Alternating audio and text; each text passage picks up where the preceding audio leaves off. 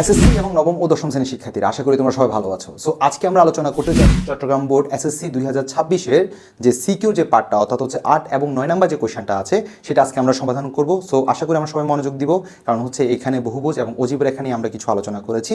যদিও বা আমাদের আলোচনাটা খুবই বেসিক ছিল, এখানকার আরও অনেক কিছু আলোচনা আছে, বাট আমরা তারপরেও চেষ্টা করেছি কিছুটা এখানে আলোচনা করার জন্য। সো আমরা আমাদের ক্লাসটি শুরু করি। সো আমাদের 8 নম্বর কোয়েশ্চেনে বলা হচ্ছে এটা যে কোনো শ্রেণীর 65 জন শিক্ষার্থীর ওজনের গণসংখ্যা নিবেশন সারণী নিম্নে দেওয়া হলো। অর্থাৎ আমরা যদি একটু কোয়েশ্চেনটাকে একটু যদি বোঝার চেষ্টা করি, সেটা হচ্ছে যে যেমন হচ্ছে 30 থেকে 34 যে ওজনটা আছে সেখানে শিক্ষার্থী আছে 5 জন, 35 থেকে 39 যে ওজনটা আছে সেখানে আছে 8 জন। সো এইভাবে আমাদেরকে একটা ওজনের রেঞ্জ দিয়ে দিয়েছে এবং সেখানে কতজন শিক্ষার্থী আছে তার মানটা দিয়ে দিয়েছে। সো প্রথম যে কোয়েশ্চেনটা, এটা আমাকে অনেকে জিজ্ঞেস করছে যে ভাইয়া এটা কত হবে আনসার। সো আমি একটু চেষ্টা করি যে কোয়েশ্চেনটা একটু বোঝার।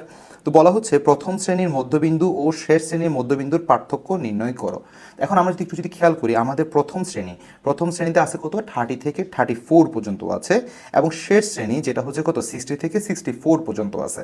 সো আমরা যদি একটু নর্মালি যদি ভাবি যে আমাদের ম্যাথটা কী হবে, তাহলে মধ্যবিন্দু, আমি যদি তোমাদেরকে যদি একটা সহজ কোয়েশ্চেন করি, যদি বলি যে 8 বা 6 এবং 8-এর মধ্যবিন্দু কে হবে, তুমি অবশ্যই কী করবা, তুমি বলবা যে ভাইয়া 6 এবং 8-এর মধ্যবিন্দু বা 6 এবং 8-এর মাঝখানে যে সংখ্যাটা আছে সেটা হচ্ছে 7। এখন আমি যদি কোয়েশ্চেন করি কীভাবে সম্ভব, কিভাবে এটা সম্ভব হবে, সো একটু যদি আমরা যদি খেয়াল করে দেখি কিভাবে আমরা ম্যাথটা একটু দেখব।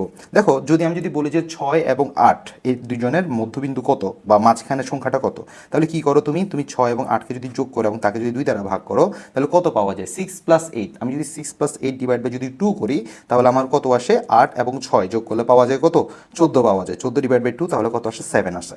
তো এই পয়েন্টটি একটু বুঝলে কিন্তু অনেক কিছু বুঝে হয়ে যায় যে আমাদের মধ্যবিন্দু পাওয়ার ক্ষেত্রে আমাদের কি করতে হবে, যে রেঞ্জটা দেওয়া থাকবে সেটার মাঝখানে একটা বের করার সিস্টেম হচ্ছে তাদেরকে 2 দ্বারা কি করা, ভাগ করা।